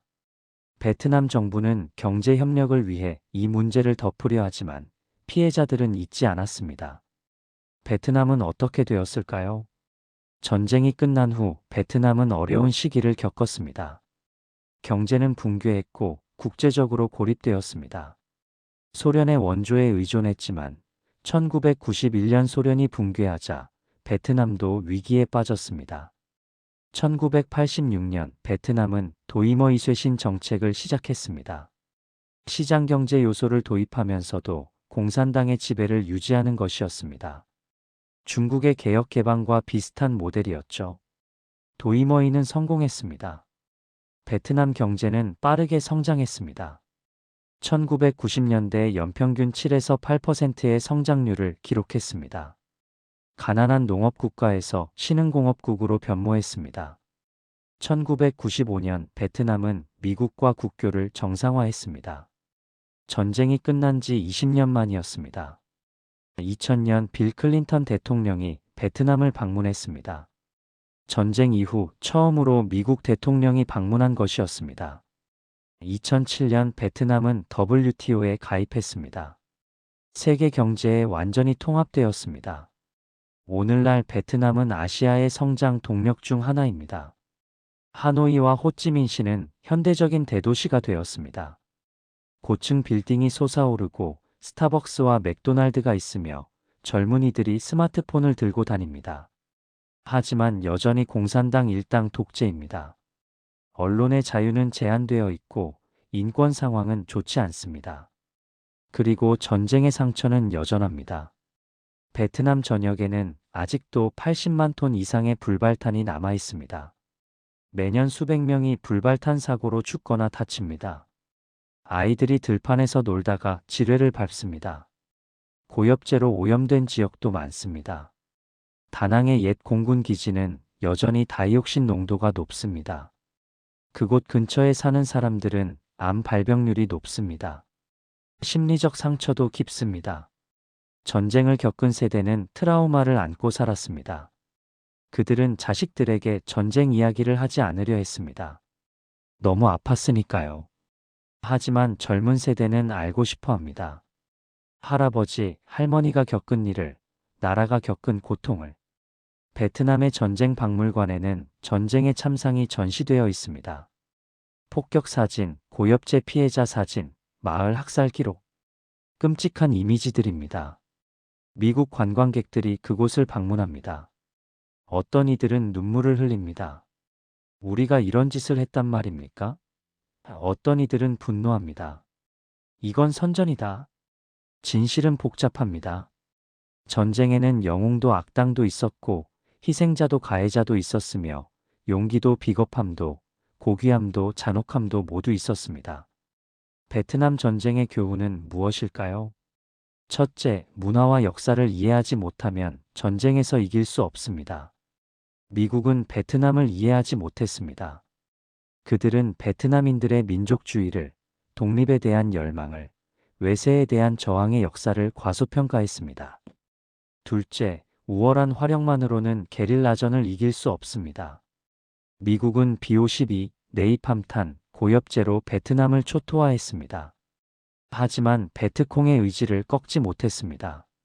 셋째, 국내 지지 없이는 장기전을 치를 수 없습니다. 전쟁은 전장에서만 벌어지는 게 아닙니다. 미국 본토의 거실, 대학 캠퍼스, 의회에서도 벌어집니다. 국민의 지지를 잃으면 전쟁도 잃습니다. 넷째, 동맹국을 무시하면 실패합니다. 미국은 남베트남을 파트너가 아니라 꼭두각시로 대했습니다. 남베트남인들 스스로 나라를 지키려는 의지가 없었습니다. 외국군이 대신 싸워주는데 왜 스스로 싸우겠습니까? 다섯째, 거짓말은 언젠가 드러납니다. 통킹만 사건의 조작, 펜타곤 페이퍼스, 웨스트모어랜드의 거짓 보고서. 진실은 숨길 수 없었습니다. 그리고 진실이 드러났을 때 신뢰는 무너졌습니다. 2023년 조 바이든 대통령이 베트남을 방문했습니다. 양국은 포괄적 전략 동반자 관계로 격상했습니다. 놀라운 변화였습니다. 옛적이 이제는 친구가 되었습니다. 경제, 안보에서 협력합니다. 젊은 베트남인들은 미국 문화를 좋아합니다. 미국에 유학 가기를 꿈꿉니다. 용서가 가능하다는 증거일까요? 아니면 실용주의일까요? 아마 둘 다일 겁니다. 하지만 잊어서는 안 됩니다. 300만 명이 죽었습니다. 수백만 명이 다쳤습니다. 수백만 가족이 파괴되었습니다. 워싱턴의 검은 벽 앞에서 한 노인이 아들의 이름을 쓰다듬습니다. 1968년 전사 20세였습니다. 노인은 매년 이곳에 옵니다. 50년 넘게 와왔습니다. 그는 중얼거립니다. 아들아, 내가 죽은 게 의미가 있었을까? 우리가 뭘 잃었지? 대답은 없습니다. 바람만 불고 벽은 침묵합니다. 하노이에서 한 할머니가 손자에게 이야기합니다. 전쟁이 뭐냐고? 전쟁은 사람이 사람에게 할 수 있는 가장 끔찍한 짓이란다. 다시는 일어나서는 안 돼. 손자는 묻습니다. 그럼 왜 일어났어요? 할머니는 한숨을 쉽니다. 모르겠구나. 나도 모르겠어. 베트남 전쟁은 끝났습니다. 하지만 질문들은 남아 있습니다. 왜 일어났을까? 어떻게 막을 수 있었을까? 우리는 무엇을 배웠을까? 그리고 가장 중요한 질문. 우리는 다시 같은 실수를 반복하지 않을까? 역사는 반복되지 않습니다. 하지만 운율을 맞춥니다. 아프가니스탄, 이라크, 그 다음은 어디일까요?